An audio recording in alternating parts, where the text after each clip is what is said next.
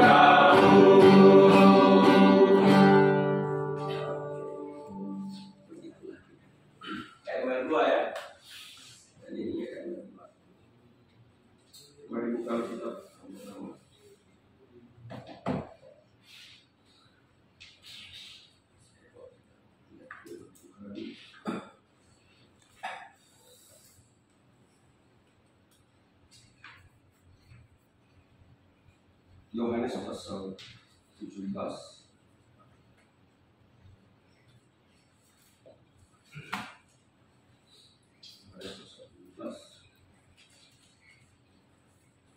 Kita baca ayat 1 sampai 26. Satu orang satu ayat.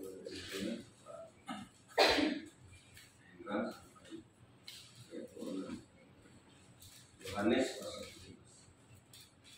Doa Yesus untuk umat dunia. Demikianlah kata Yesus. Lalu ia menengadah ke langit dan berkata, Bapa, telah tiba saatnya. Permuliakanlah anakmu, supaya anakmu mempermuliakan. Sama seperti Engkau telah memberikan kepadanya kuasa atas segala yang hidup, demikian pula ia akan memberikan hidup yang kekal kepada semua yang telah Engkau berikan kepadanya. Inilah hidup yang kekal, yaitu bahwa mereka mengenal Engkau, satu-satunya Allah yang benar, dan mengenal Yesus Kristus yang telah Engkau utus. Aku telah mempermuliakan Engkau di bumi dengan jalan menyelesaikan pekerjaan yang Engkau berikan kepadaku untuk melakukannya. Oleh sebab itu ya Bapa, permuliakanlah aku padamu sendiri dengan kemuliaan yang kumiliki di hadiratmu sebelum dia. Aku telah menyatakan namamu kepada semua orang yang Engkau berikan kepadaku dari dunia. Mereka itu milikmu, dan Engkau telah memberikan mereka kepadaku, dan mereka telah menuruti firman-Mu. Sekarang mereka tahu bahwa semua yang Engkau berikan kepadaku itu berasal daripadamu. Sebab segala firman yang Engkau sampaikan kepadaku telah kusampaikan kepada mereka, dan mereka telah menerimanya. Mereka tahu benar-benar bahwa aku datang daripadamu, dan mereka percaya bahwa Engkaulah yang telah mengutusku. Aku berdoa untuk mereka, bukan untuk dunia aku berdoa, tetapi untuk mereka yang telah Engkau berikan kepadaku, sebab mereka adalah milikmu. Dan segala milikku adalah milikmu, dan milikmu adalah milikku, dan aku telah dipermuliakan di dalam mereka. Dan aku tidak ada lagi di dalam dunia, tapi mereka masih ada di dalam dunia, dan aku datang kepadamu, ya Bapa yang kudus, pelihara mereka dalam namamu, yaitu namamu yang telah Engkau berikan kepadaku, supaya mereka menjadi satu sama seperti kita. Selama bersama mereka, aku menjaga mereka dalam namamu yang telah Engkau berikan kepadaku. Aku telah menjaga mereka, dan tidak seorang pun dari mereka yang binasa selain dia yang memang harus binasa, supaya digenapi yang tertulis dalam kitab suci. Tetapi sekarang aku datang kepadamu dan aku mengatakan semuanya ini sementara aku masih ada dalam dunia, supaya penuhlah sukacitaku di dalam diri mereka. Aku telah memberikan firman-Mu kepada mereka, dan dunia membenci mereka, karena mereka bukan dari dunia, sama seperti aku bukan dari dunia. Aku tidak meminta supaya Engkau mengambil mereka dari dunia, tetapi supaya Engkau menjaga mereka dari dunia. Mereka bukan dari dunia, sama seperti aku bukan dari dunia. Kuduskanlah mereka dalam kebenaran firman-Mu. Sama seperti Engkau telah mengutus aku ke dalam dunia, demikian pula aku telah mengutus mereka ke dalam dunia.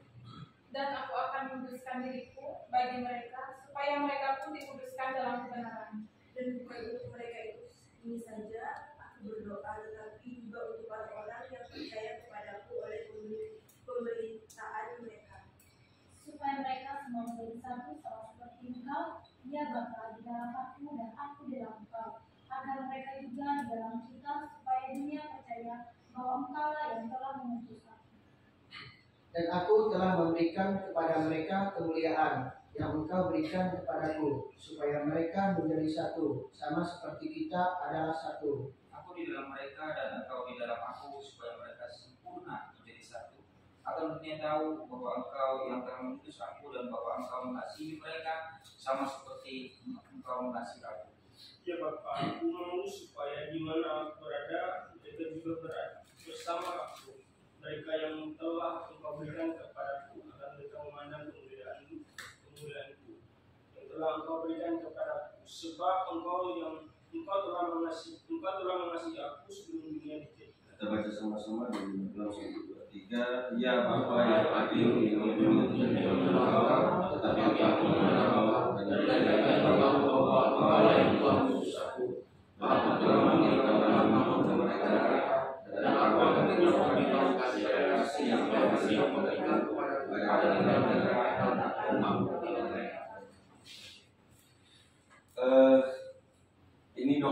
Yesus khusus. Kita tahu bahwa Tuhan Yesus datang untuk dunia, untuk manusia yang berdosa di dunia. Yesus datang untuk semua orang. Yesus mencari semua orang untuk menjadi miliknya, untuk menjadi orang-orang yang percaya kepada Dia. Tapi dalam Yohanes pasal 17 ini kita melihat sesuatu yang khusus. Sesuatu yang khusus. Kenapa? Karena Yesus mengesampingkan mengesampingkan apa yang menjadi tugasnya, yaitu menyelamatkan dunia. Jadi seakan-akan seperti Yesus ada dalam sebuah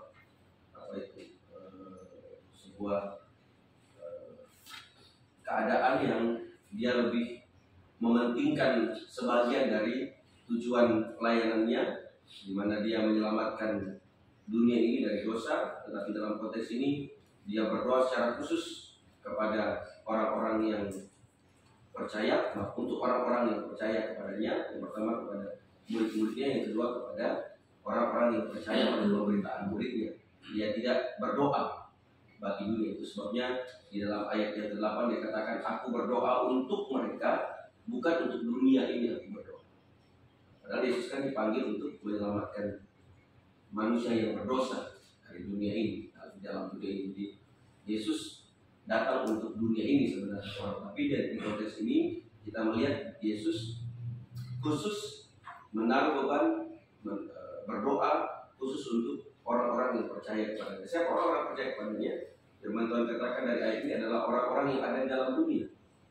Jadi ini doa khusus Tuhan Yesus kepada Bapa di sorga untuk orang-orang yang percaya kepadanya. Nah, kalau kita melihat dari panggilan hidup kita sebagai orang-orang percaya yang Yesus doakan, yang pertama bahwa supaya orang-orang percaya yang percaya kepada Yesus itu sekali lagi hidup dalam kekudusan, hidup dalam kekudusan yang didasari atas dasar kebenaran firman Tuhan, dan sekali lagi dengan kekudusan yang didasari atas dasar kebenaran firman Tuhan, orang-orang percaya itu memuliakan Tuhan.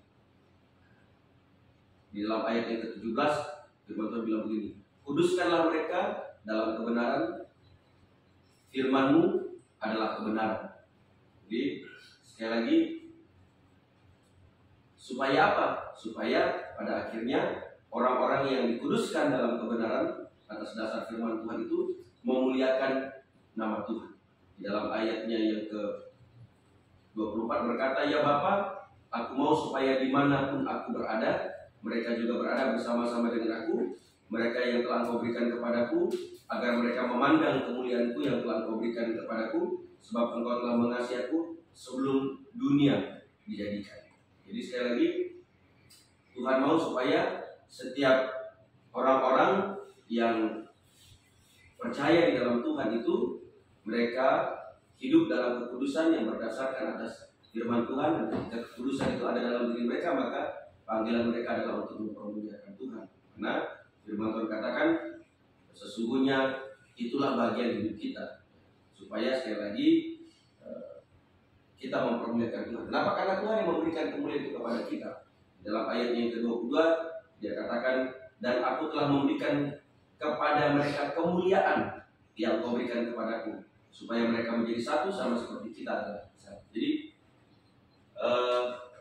dari bagian ini saya mau menekankan kepada kita bahwa sesungguhnya panggilan setiap kita sebagai anak-anak Tuhan, sebagai orang percaya, kita dipanggil untuk mempermuliakan Tuhan. Ada satu cara yang sangat sederhana untuk kita mempermuliakan Tuhan. Itu tidak bicara tentang seberapa hebatnya kita dalam pelayanan, dalam tanggung jawab kita. Tidak bicara tentang seberapa banyaknya karunia yang kita miliki, yang kita kembangkan dalam pelayanan. Tidak bicara tentang capaian keberhasilan kita dalam setiap tugas tanggung jawab pelayanan kita.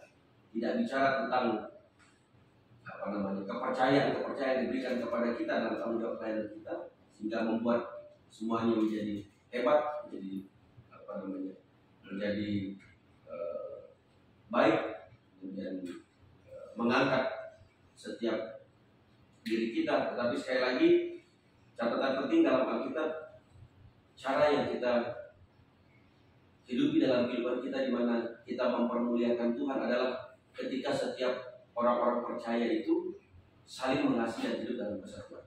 Ayat 26 bilang begini, dan aku telah memberitahukan namamu kepada mereka, dan aku akan memberitahukannya, supaya kasih yang kau berikan kepadaku ada di dalam mereka, dan aku di dalam mereka. Jadi inilah dasar mengapa setiap orang-orang percaya itu bisa hidup dalam kesatuan. Karena Tuhan berdoa kepada Bapa di surga supaya orang-orang yang percaya kepadanya itu menjadi satu. Kan itu doa Tuhan Yesus ya, supaya mereka menjadi satu. Dan dasar kesatuan itu adalah ketika orang hidup dalam kasih. Jadi bagaimana orang bisa hidup dalam kasih? Karena mereka sudah menerima kemuliaan dari Tuhan. Kemuliaan dari Tuhan itu yang mengerjakan kasih dalam diri mereka. Nah, karena panggilan kita adalah panggilan hidup yang memuliakan nama Tuhan, maka dasar kita bisa mempermuliakan Tuhan adalah setiap kita hidup dalam kebenaran. Hidup dalam kebenaran. Karena firman Tuhan katakan, firman-Mu adalah kebenaran. Kenapa? Karena kebenaran itu ketika kita hidup dalam kebenaran, kebenaran itulah yang kita hidupi dalam kehidupan kita, yang menunjukkan bahwa kita ini telah dikuduskan di dalam Tuhan. Jadi ini sebuah rangkaian dari panggilan hidup kita sebagai anak-anak Tuhan yang Tuhan Yesus mau kita hidupi dalam kehidupan. Sehingga saya mau bilang begini, kalau orang mengaku dirinya kudus, dikuduskan oleh Tuhan, tetapi dia tidak hidup dalam kebenaran, menyimpang dari kebenaran, maka itu bohong. Kalau dia mengaku bahwa dia hidup kudus, dia mengaku dirinya dia melakukan kebenaran, tetapi sekali lagi perilaku hidupnya tidak mempermuliakan Tuhan, itu bohong. Dia mengaku dia hidup kudus, hidup dalam kebenaran, dia merasa dirinya mempermuliakan Tuhan, tetapi pada kenyataan sekali lagi dia tidak bisa cocok satu dengan yang lain, dia tidak bisa membangun hubungan satu dengan yang lain, tidak hidup dalam kesatuan satu dengan lain, itu bohong. Kenapa? Karena sekali lagi ketika orang dikuduskan dalam Tuhan, berjalan dalam kebenaran firman Tuhan, kemudian dia hidup mempermuliakan Tuhan, maka pasti hati nuraninya bersih, hidupnya bersih. Dengan hati nurani yang bersih, hidup yang bersih, dapat dikatakan bahwa sekali lagi ada kasih Kristus yang menguasai dan mengendalikan kehidupannya, sehingga mereka bisa menjadi satu dalam seluruh kehidupan mereka, menjadi satu dalam segala hal. Nah itu yang pada akhirnya membuat dunia melihat, karena Tuhan Yesus mau supaya dunia melihat, katanya kan, supaya dunia melihat bahwa aku di dalam engkau di dalam aku di dalam mereka, dan mereka di dalam aku. Jadi Tuhan mau setiap kita itu hidup untuk mempermuliakan. Jadi panggilan kita adalah hidup untuk mempermuliakan. Dengan apa? Dengan terciptanya kesatuan di antara kita sebagai anak-anak Tuhan, sebagai pelayan Tuhan. Dengan kita saling mengasihi dalam persekutuan kita, dalam pelayanan kita. Dengan kita bisa saling menguatkan, meneguhkan. Karena firman Tuhan katakan, kalau tidak ada kesatuan dalam diri orang-orang percaya, maka kita tidak sedang menunjukkan Tuhan yang ada dalam kehidupan kita. Sebab esensi dari kehadiran Tuhan dalam kehidupan kita sebagai orang percaya itu dapat kita lihat dan buktikan dari sikap kesatuan kita.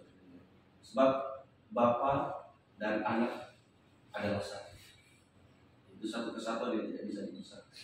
Sehingga kalau orang Kristen tidak bisa bersatu, mereka bukan orang Kristen. Kalau anak-anak Tuhan, orang percaya tidak hidup dalam kesatuan, mereka bukan anak-anak Tuhan. Karena itulah panggilan hidup kita sebagai anak. Sehingga pada akhirnya saya mau tekankan kepada kita bahwa dalam persekutuan kita di tempat ini sebagai pelayan, sebagai pekerja gereja, kita semua dipanggil Tuhan untuk menunjukkan itu dalam seluruh panggilan pelayan kita. Kenapa? Karena sekali lagi itulah doa Tuhan bagi kita. Tuhan tidak berdoa kepada dunia, dia berdoa untuk kita. Bahkan sampai hari ini dia masih berdoa untuk kita. dia masih menolak. Dan saya percaya doa Tuhan tidak begitu. Doa Tuhan tetap supaya kita menjadi satu, sama seperti